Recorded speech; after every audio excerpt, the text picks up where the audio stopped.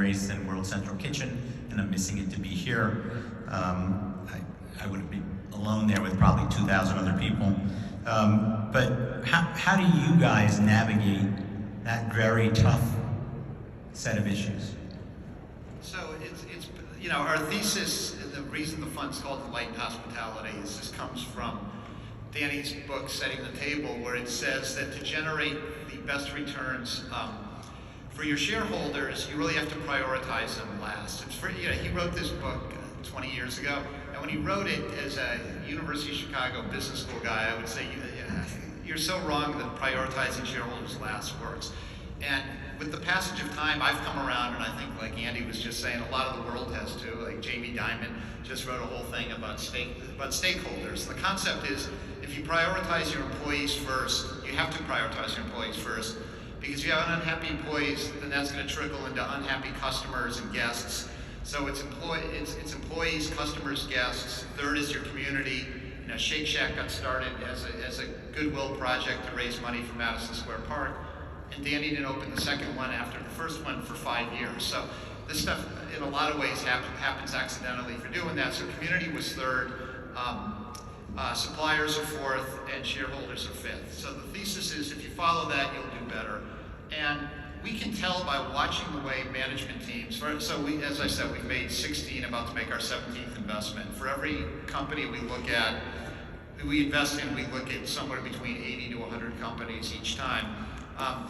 You can tell pretty quickly who prioritize their employees, and particularly if we get serious and are spending time with management, because some management teams, and this goes back to my many years spent in investment banking, some management teams will wheel out their senior team but not really want them to speak. They'll tell them what they want to tell you, and it's really clear. And we see the same thing. You want to watch management teams that go out and leave their senior leaders alone to say what they want, and you don't feel like the strings are being pulled.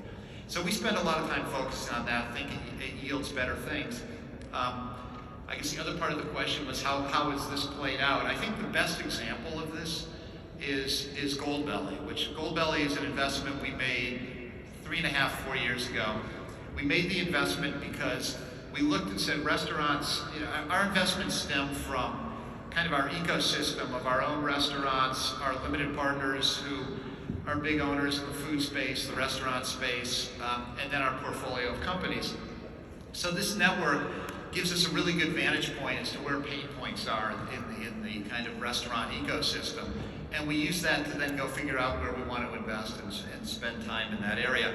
Goldbelly, we thought, addressed the issue of restaurants trying to create revenues outside of four walls of a restaurant without cannibalizing their in-market sales.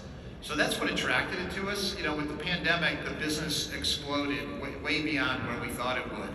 But what was interesting to us about that was it resonated by striking a chord about what hospitality really meant. We spent a lot of time saying post-pandemic, is hospitality the same? And we feel like the demand for hospitality hasn't gone down, but it's consumed different ways. We invested in Clear, the airport screening company, before they went public, because we thought safety was another form of hospitality we were going to see more interest around. Efficiency is one. So Goldbelly basically kept a bunch of restaurants in business during the pandemic, which we thought was great. They just recently launched a kind of legendary leaders fund, which is going to bring back about 100 iconic restaurant brands that closed during the pandemic.